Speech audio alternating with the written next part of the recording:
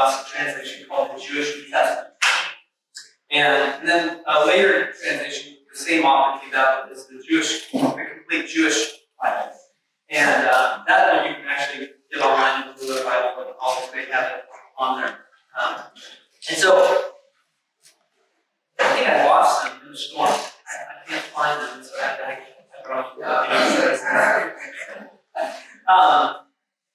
but there was, as I read through those translations, that translation, there's different things in all the translations, the way that they use words, the way that they translate words, the way that the concepts and the ideas that I find fascinating and seeing how they take a Greek word or a Greek concept that they translate it into English. And so this has always been one of the top lists of one of the Bibles that I read on a regular basis. And there was a couple passages early on that I started noticing as different, and they've always stuck. And even when I read like an ESV, and that word or that way that they say it isn't in that translation, I always go back to this one because it captures, I feel like, what he's trying to say. And so there's two verses here that I want to read. A longer one and a shorter one. Oh man, that did not. On my computer, it looks cool. That does not. All right, so I'll read this. Ephesians 4, so that you can see. Catch it clearly. I'll read that. Ephesians 4, 17 through 24. Does that even help? Alright, so see if you can show the light up. Let me see that one.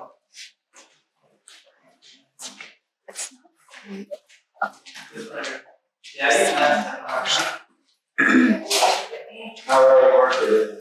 that's good right now. We'll just read that. Ephesians 4, therefore I say this, do not live any longer as the pagans lived, with their sterile ways of thinking. Their intelligence has been shrouded in darkness, and they are estranged from the life of God because of the ignorance in them, which in turn comes from resisting God's will. They have lost all feeling, so they have abandoned themselves to sensuality, practicing any kind of impurity and always greedy for more. But this is not the lessons you learn from Messiah. If you really listen to him and were instructed about him, then you learn that since what is in Yeshua is truth, then, so far as your former way of life is concerned, you must strip off your old nature. Because your old nature is thoroughly rotted by its deceptive desires. And you must let your spirit and minds keep being renewed. Clothe yourselves with the new nature created to be godly, which expresses itself in the righteousness and holiness that flow from truth. Thanks, Bruce. I want you to keep that in mind, and then I want you to listen to this passage. This is from Galatians.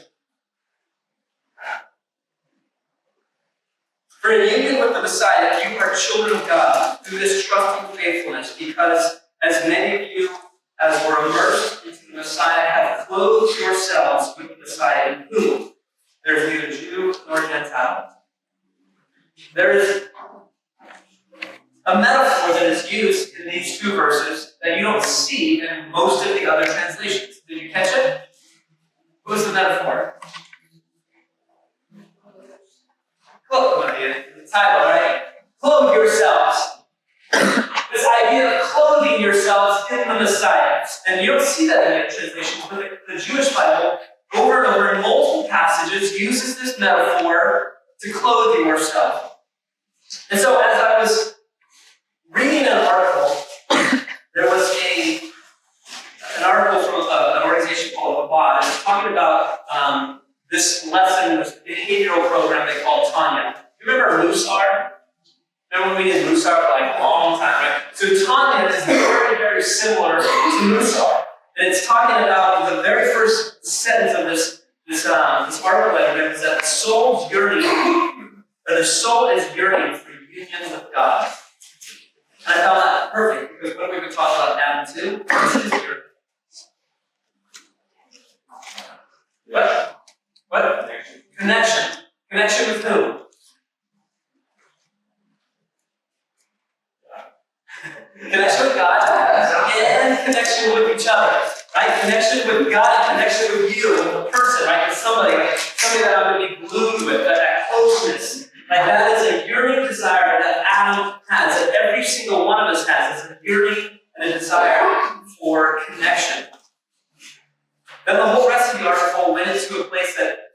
caught my car.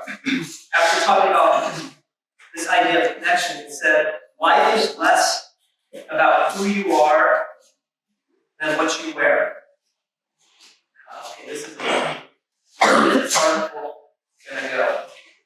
It says that Tanya is all about how we live our lives, but you don't behave in certain ways, you actually get dressed up in those ways. Your wardrobe is actually your physical activities, your spoken words, your thoughts. Therefore, what you wear matters. Which is interesting, because we just talked about this idea of clothing ourselves. And so from a Jewish perspective, who isn't reading the apostolic writings, right? There's this Jewish mindset that flows through all of this that has to do with clothing yourselves. And so think about the wardrobe for a minute. Think about, in general, the world knows you by what you wear. Where's Aaron? Where'd he go? There he is. Aaron typically wears what to work?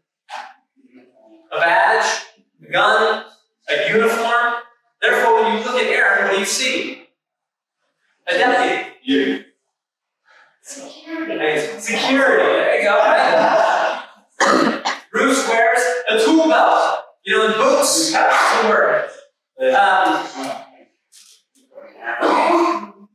Heather wears scrubs to work. What do you see?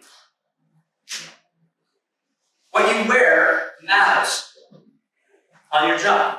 I mean, think about this. People wear boots so they can work in the mud. You wear gloves, you know, so that you can turn heavy cast iron that's super hot.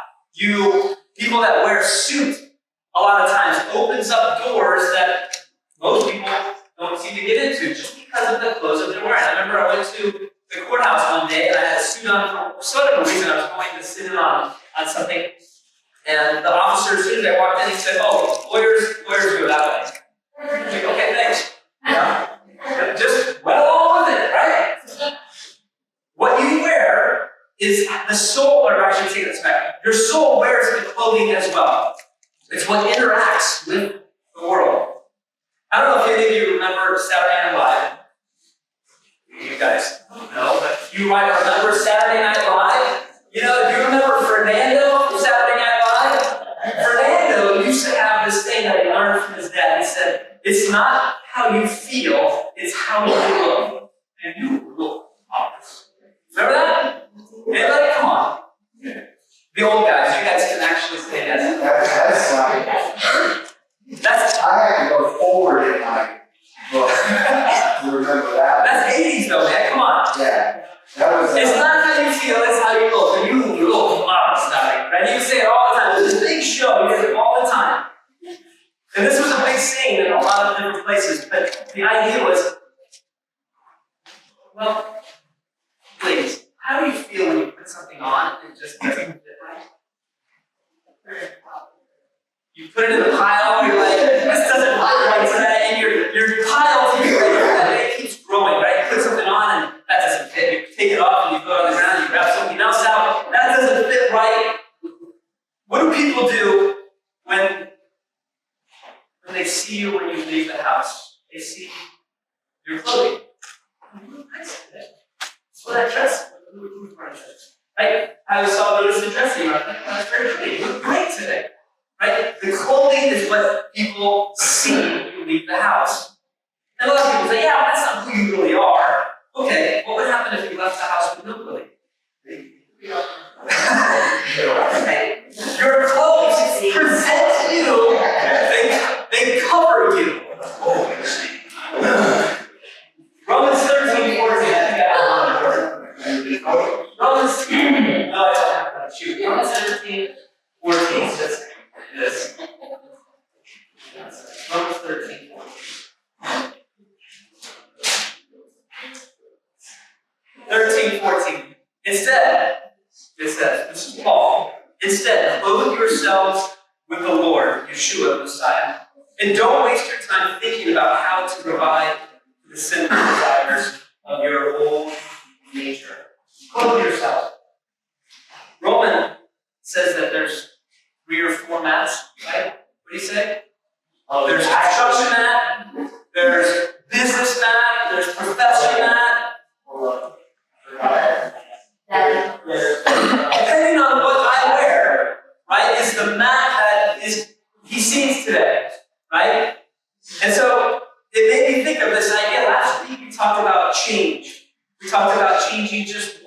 1%. Just like your clothing, you can change your life. You can change your habits, you can change your words, you can change your beliefs. They all can change just like your clothing. At any moment, you can choose to use happier words to your spouse. At any moment, you can choose new habits. At any moment, you can choose not to be judgmental. At any moment, you can choose to think, instead of thinking, hey, this is the situation, I'm thinking positive. At any moment, that is a choice that you have. That's why clothing is such a great metaphor for this. We don't just do things, we actually live with inside these things. Do you think that in Leviticus, when God instructed us for the Israelites on what to wear, do you think this had to do with the last and the Paul is that follow is really close to and everybody else should be wrong.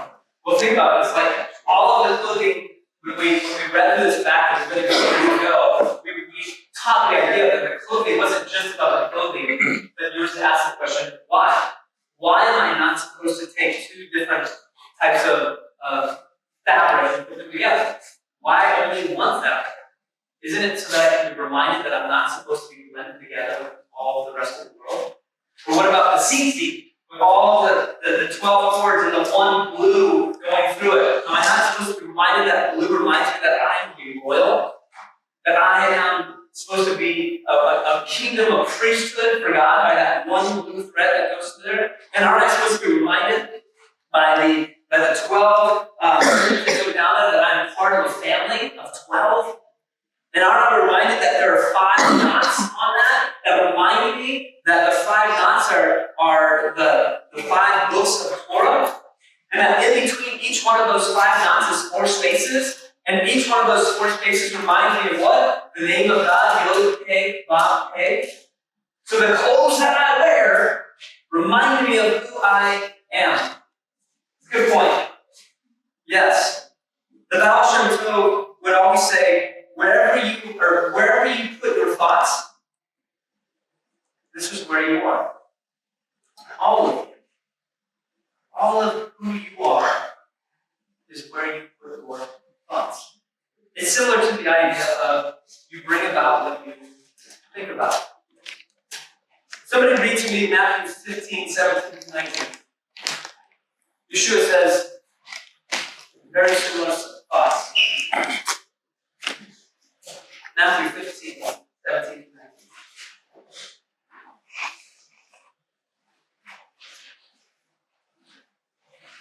You there, Alex? Go ahead. You not see that wherever you go, the mouth passes into the stomach and is expelled. But what comes out of the mouth proceeds from the heart, and this defiles the person. For out of the heart come evil thoughts, murder, adultery, sexual immorality, theft, false witness, slander. What comes out of your mouth comes from the heart. So the question is, what do you put in your heart? If you clothe yourself with judgmental thoughts, if you clothe yourself with fear, anxiety, lust, greed, selfish desires, what will come?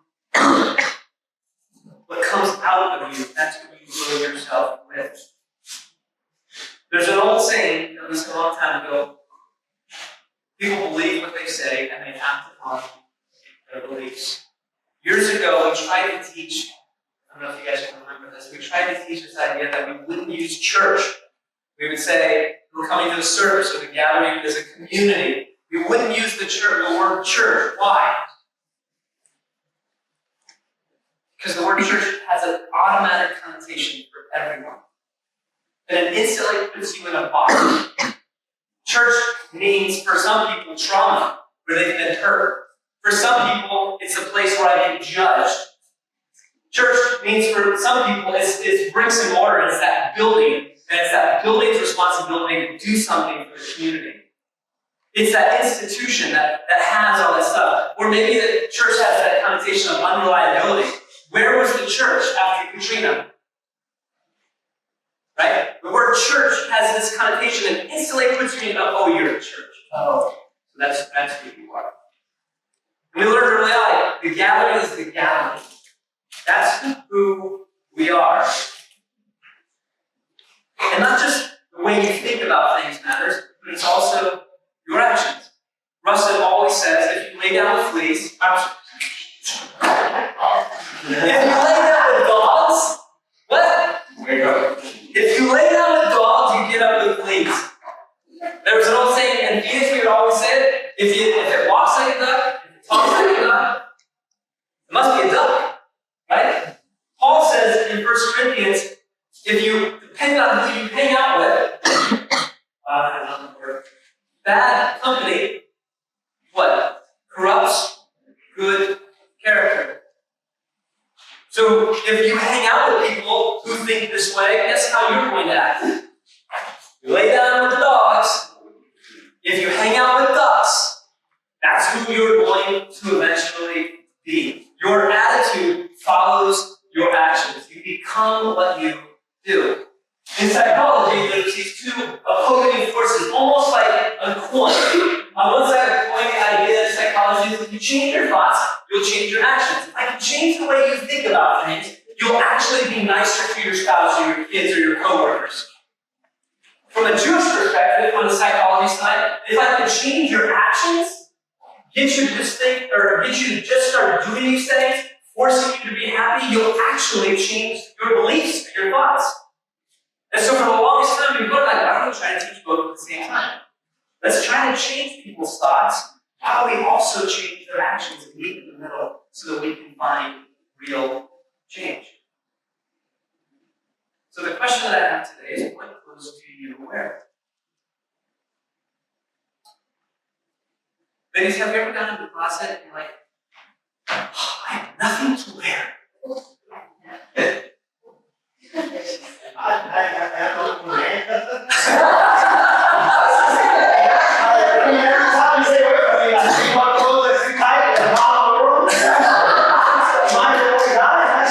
You're not the only guy.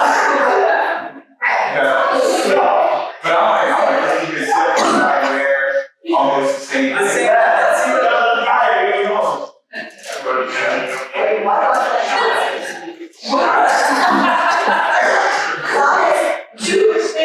yes, he does. For a lot of us, we look at our closet and we nothing to wear today. Yet we have tons of clothes. Is it the same for our soul when you realize something is missing in your life?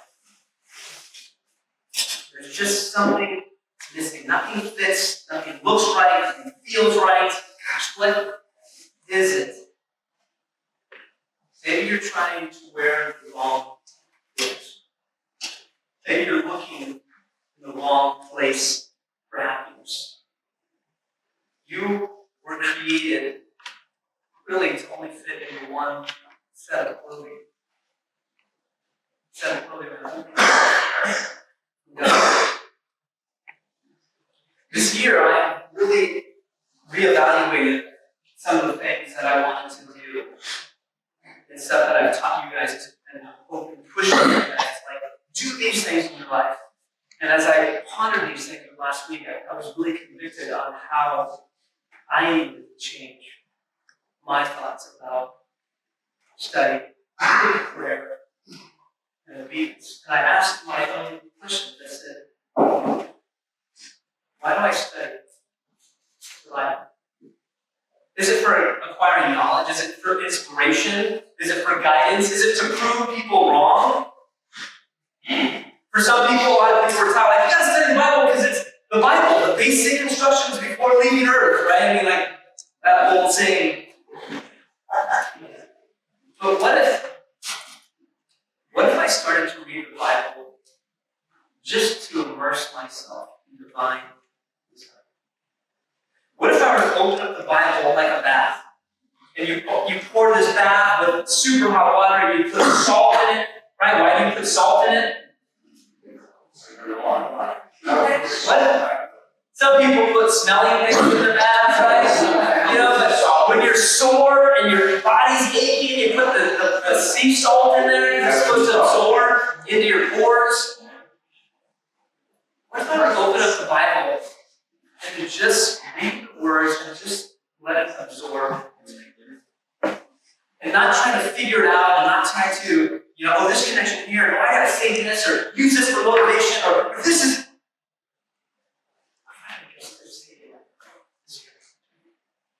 Just slip into the bath of the Bible and just allow it to seep into my life. But what about prayer? For so many people I've learned over the years, prayer is this idea, it's almost like a Santa list. I gotta pray for this person, I gotta pray for this person, I gotta pray for that, I gotta pray for that, I gotta pray for all these things that need to get done, I need to do all these things. But what if I were to just look at prayer as an opportunity this year to just be in communion with God? To know that He knows me and that He wants to hear from me. I learned this from when my own kids moved away to college. And I wouldn't hear from them for days. And some of the best phone calls that I got were just when they called, hey, I gotta need something. Or when I had a reason to call them, just to reach out, just so that I could hear their voice. Maybe this year my focus for prayer should just be, I just want to know that I'm heard and I want to have a conversation. I want to be in the one who loves me. Or obedience. Why do I follow the commandments? Why do I try to live this stuff out in my daily life? Is it so that I can get to heaven? Is that why we do the commandments? No. Maybe it's because I realize that when I do these commandments, I actually have an opportunity to touch God. Because isn't the commandments the character and the will of God? And when I do the commandments, I have an opportunity to come in contact with Him. I know for some people, they're like, I never experience God, I never see God. Yes, in Exodus, it says that no man can see God. But there's something else in Exodus. Somebody read Exodus 33, 21 through 23. Just after where it says, no man can see God, what does it say right after that? Verse 21 through 23.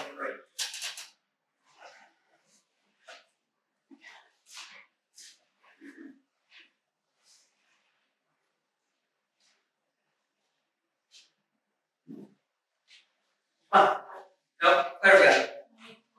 21, yeah, 33, 21 through 23. And the Lord said, there is a place near you where you may stand on a rock. When my glory passes by, I will put you in a cleft in the rock and cover you with my hand until I pass by. Then I will remove my hand and you will see my back from my face and sun. We can only see His backside. That verse has perplexed me for a long, long time. I can only see, Moses was only allowed to see His backside. As I read this article, I asked the question, what if I were to step forward? Remember a few weeks ago, we talked about the name of God, and how the rabbis would say, the name of God,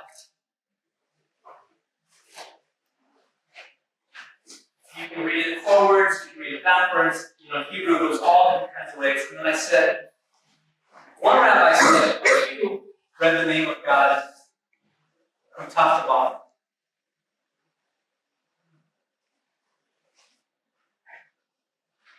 he said, gosh, it kind of looks like a human being. And as I read this passage this last week, I thought,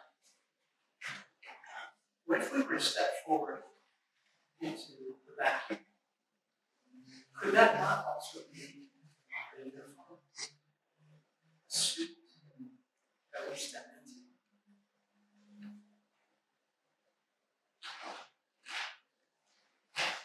Could this not be a suit that if I make the commitment to do the will of God, to step into His commandments, that I actually step into the suit that He said, this is my back, you can only see. Think if you step into the back of the suit, you'll never see the front side.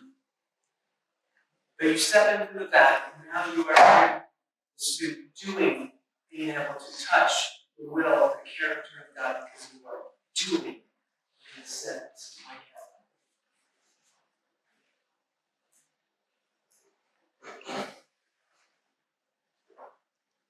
What did Romans 13:14 say? Instead, clothe yourselves with the Lord, Yeshua the Messiah, and don't waste your time thinking about underlying the sinful desires of your old nature. Who gave us an example of how to live out God's will perfectly? Paul says it was the Messiah. He lived exactly what God said how to live. And He says, clothe yourselves.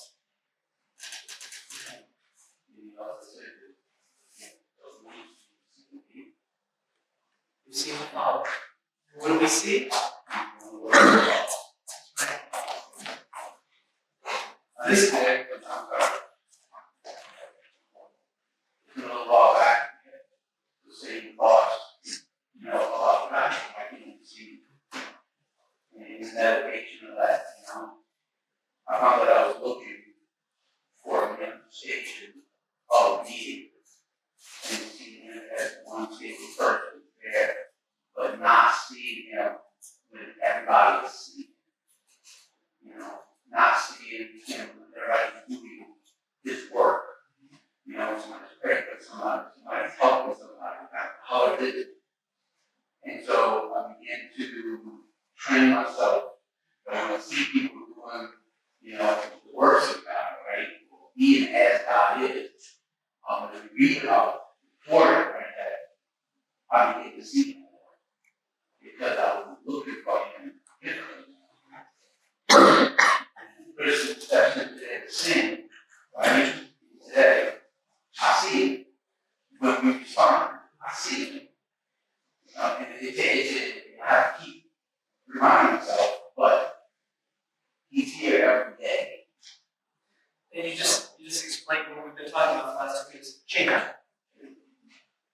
You've been working on changing the way you see things, believe things, perspective. To follow up from last week, it's part 2. We talked about 1%. My question that I'm going to continue to hammer home today is, what is your plan to change just 1% each year? What is your plan? Because we said at the end of 1 year, if you were to change 1% every single day, at the end of 1 year, you would change over 30%. In 3 years, you'd be a different person. So what is your good strategies? Because that sounds great, right? You change, but there's a lot of people I get up in the morning, right? One that change. And my issue is not the God, my issue would be the strategy that I would use, right, to change and to be one every day, in a meaningful way. You know what I'm saying? That's how I'm looking. But that's one thing that I talked about this last week. That's one struggle that so many people have. Is you wake up in the morning and or I don't want to do this. And if you remember, there's something that I started doing recently to train myself and to make my body realize that it's not in control of me. Right? And that is the cold plunge. You do a cold plunge at 40 degrees, and you sit in that water for 3 minutes, You have to tell your body, we're not getting out. It's okay. Because your first reaction, as you get into a cold plunge, is what? John? Get out. At the end of every morning, I take a shower, I take a hot shower, and the last thing I do for the last minute is what? Turn cold. To tell my body, you're not in control. I'm in control. My mind can tell my body, shut up. And if I start doing that, when my alarm goes off, guess what? When my body says, oh, I can snooze, my mind can say what? Get your lazy butt out of bed. It's important to do hard things, man, because no matter what it is, whether it be the cold plunge, turning on cold water on the shower, or running a race that you haven't really trained for, and finishing it. That's hard. So those things, when you accomplish those hard things, when life gets hard, you can refer back to that and be like, you know what? I know how to do hard stuff. That's right. And so that's training, right? That's part of the 1%. That's it. And there's a famous guy, Jocko Willink, who talks about it all the time. I'm ready to call. Discipline equals freedom, right? You have to, the more that you can discipline yourself, the more that you have freedom and realize, like, leave all that stuff behind. Yeah. All that garbage behind, because this is the life I'm living now, because I've chosen discipline. But it takes time. I didn't just start cold plunging right away. Like, I had to start with a cold shower. And that cold shower was like 5 seconds. And Andrew, like, what the hell's wrong with you? Like, I can't breathe. It's a terrible feeling. But you just keep adding to it, and keep adding to it, and keep adding to it. And a year later, now I'm doing the full plunge, and it's like, oh, I look forward to doing those things. 1% is all it takes. How do you choose what the 1%? It's like, there's so many things apparently. There's so many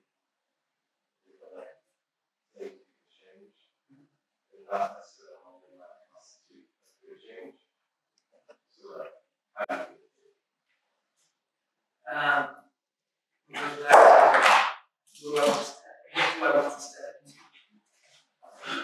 That's probably for a lot of people, there's some easy things like, oh, I want to change, I want to get in better shape, right? I want to eat better, I want to be in physical shape, because that's easy. But the harder question is like, okay, what is God's will? What am I supposed to be doing? Right? And so many people, when I worked at Crossroads for a long time, they all these interns like, what does God want for my life? Am I supposed to stay at Crossroads? Am I supposed to leave? Am I supposed to go back home? Like, what is God's will for my life? All these young students would ask the same question over and over and over. And do you remember the answer? 1 Thessalonians 5:13. Here's the will of God for you. I had it memorized before. Come on, man. You're supposed to have it memorized too. But give thanks in all circumstances. Pray continually and come on. That's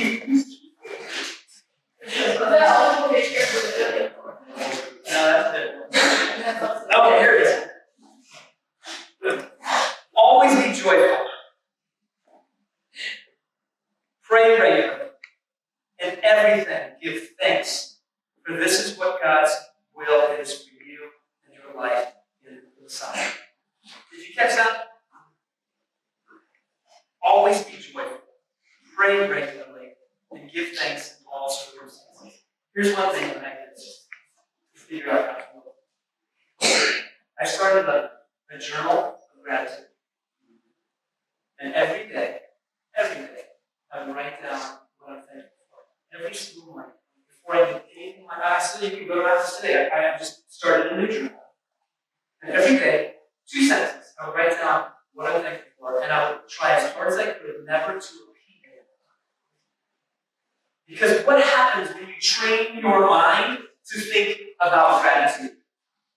What if you find your way, like, here's signs at the top, I'll tell you personally. It has changed the way I think about people. Because now I'm focusing every day on gratitude in my day, I'm less judgmental. I'm less impatient. Do those things business? What about always being joyful? Man, we can open up our Facebook, we can open up the news, we can open up, talk radio, and we can just hear what? Nothing but negative garbage. How can I be joyful always when I just hear negative all day long? I don't get on it. Have you ever seen me on a Facebook post? Anybody?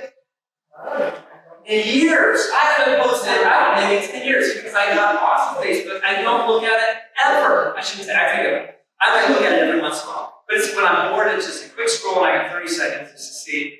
And I get the weirdest posts. I get like nature in Israel. I get like, the Stoics. I don't see any of you people. I don't see any real people. I see just a bunch of like groups of organizations that put stuff. That's how boring I am. Let's go back to the beginning of our conversation.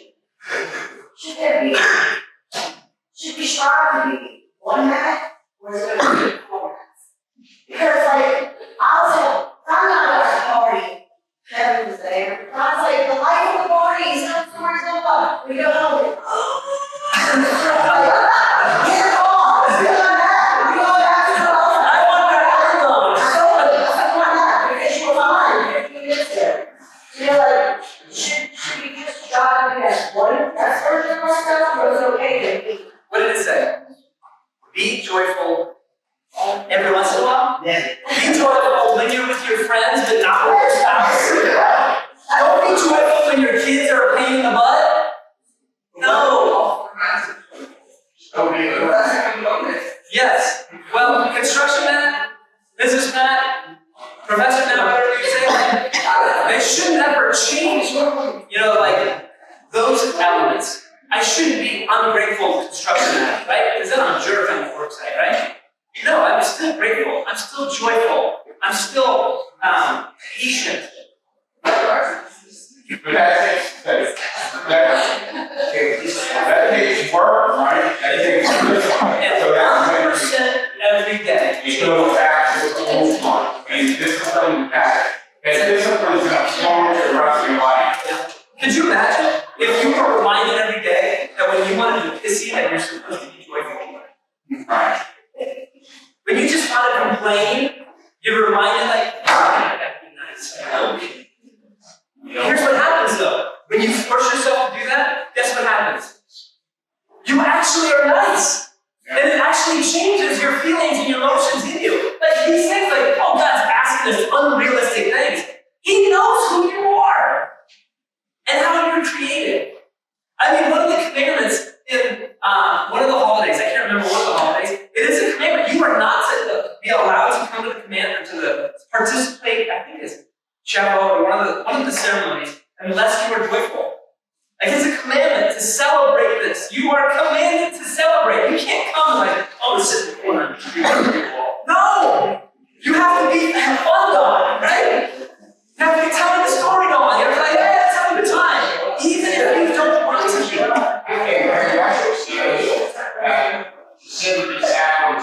Yes. Which means you have the power to be happy. So the question is that, yes, what are the things that you're going to do to change? What are the things that you're going to implement this year to change? I've given many suggestions. Prayer journal, gratitude journal. Man, I hope everybody does it. It is life-changing. And I can show you not just the spiritual side, but the psychological and the biological side of how it changes your life. Take a cold shower in the morning, Rusty. Not very good. Do 1%. 1%. Find those things, create as you were just asking, create a plan. What are you going to do? Don't just say, oh, I'm going to change 1%. Then don't have a plan to do it.